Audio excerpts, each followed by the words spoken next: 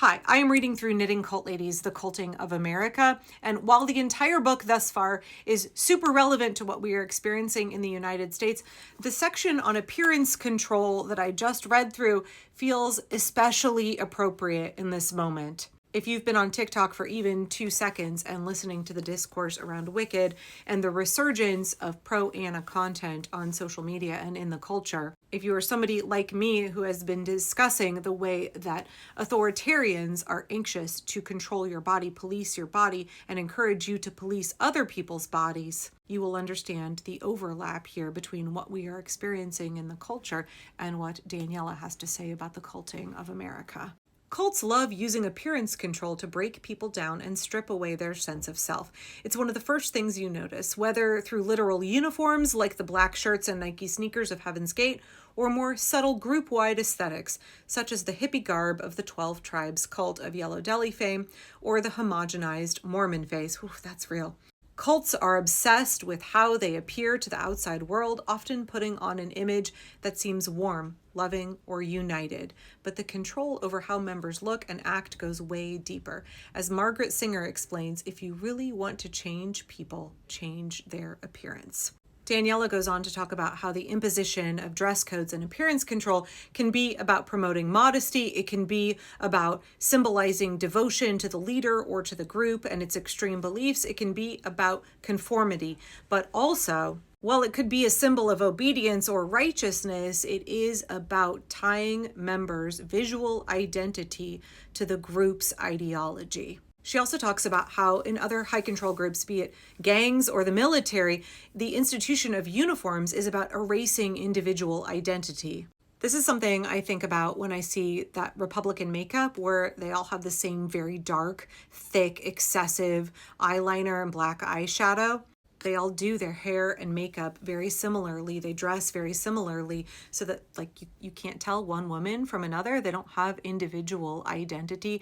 It's all about blending in together as these kind of submissive women in the background whose unique personalities are not what matters. It's the role that they play within a fascist state, within a patriarchal system where white men have all of the power. She goes on to talk about different haircuts and hair lengths and hairstyles and head coverings and how those are used to control people by controlling their appearance as well. But it's this section on body size that I really want to touch on here, especially because I've done a number of videos over the last year on how MAGA, the Make America Healthy movement, is very much aligned with thinness, which is aligned with eugenics, which is aligned with controlling women, how a fascist body ideal is very small, is very thin, especially for women, and that is used as a mechanism of social control to keep women tired, malnourished, hungry all of the time, preoccupied with food, preoccupied with their body size, so that women are much easier to control.